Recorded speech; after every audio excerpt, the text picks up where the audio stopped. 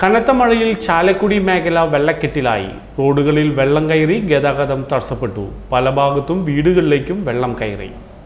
മഴ കനത്തതോടെ ചാലക്കുടി മേഖല വെള്ളത്തിലായി. റോഡുകൾ വെള്ളത്തിലായതോടെ മലയോര മേഖലകളിൽ ഗതാഗതം നിലച്ചു. പല തോടുകളും കരകവിഞ്ഞൊഴുകി. കൃഷിയിടങ്ങൾ വെള്ളക്കെട്ടിലായി. കപ്പത്തോട് കരകവിഞ്ഞൊഴുകി പരിയാരത്തെ പല മേഖലയിലും റോഡ് ഗതാഗതം നിലച്ചു. വീടുകളിലേക്ക് വെള്ളം കയറിയതോടെ വീട്ടുകാരെ മാറ്റിപ്പാർപ്പിച്ചു. പുലർച്ചെ 5 അന്തർ സംസ്ഥാന പാതയായ അതിരപ്പള്ളി റോഡിൽ കാഞ്ഞിരപ്പള്ളി ഭാഗത്ത് വെള്ളം കയറി ഗതാഗതം നിലച്ചു. പരിയാരം മംഗലൻ കോളനിയിലെ 9 കുടുംബങ്ങളെ പരിയാരം സെന്റ് ജോർജ് സ്കൂളിലെ ക്യാമ്പിലേക്ക് മാറ്റി. പരിയാരം പഞ്ചായത്തിൽ 3 ക്യാമ്പുകളാണ് തുറന്നിരിക്കുന്നത്. മംഗലൻ കോളനിക്ക് പുറമെ കാഞ്ഞിരപ്പള്ളി, കമ്മളം എന്നിവിടങ്ങളിലെ വീട്ടുകാരെയും മാറ്റിപ്പാർപ്പിച്ചിട്ടുണ്ട്. കൂടപ്പുഴ കുട്ടാടൻ പാടം നിറഞ്ഞതോടെ പ്രദേശത്തെ വീടുകളിലും വെള്ളം കയറി.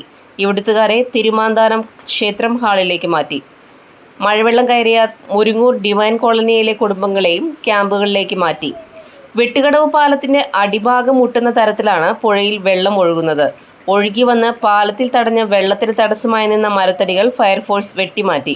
സമീപത്തെ റോഡുകളും വെള്ളക്കെട്ടിലായി. ചാലക്കുടി റെയിൽവേ അടിപ്പാതയിൽ വെള്ളം നിറഞ്ഞ ഗതാഗതം നിലച്ചു. കാരൂർ, വെള്ളാഞ്ചിറ, വിആർപുരം, കാരകുളത്തുനാട്, അമ്പലനട തുടങ്ങിയിടത്തെ റോഡുകളിൽ വെള്ളം കയറി.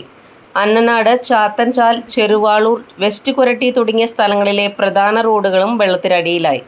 അതിരപ്പള്ളി പത്തടി പാലത്തിന് സമീപം മരം റോഡിലേക്ക് മറിഞ്ഞ് ഗതാഗതം തടസ്സപ്പെട്ടു. പരിയാരം പഞ്ചായത്തിന്റെ കടുങ്ങാട് ഭാഗത്ത് റോഡുകൾ വെള്ളത്തിലായി. ഈ പ്രദേശത്തെ നിരവധി വീടുകളിലേക്കും വെള്ളം കയറി. പരിയാരം, കോട്ടാറ്റ്, മേലൂർ തുടങ്ങിയിടത്ത് ഹെക്ടർ കണക്കിന് കൃഷിയിടങ്ങളും വെള്ളത്തിലായി.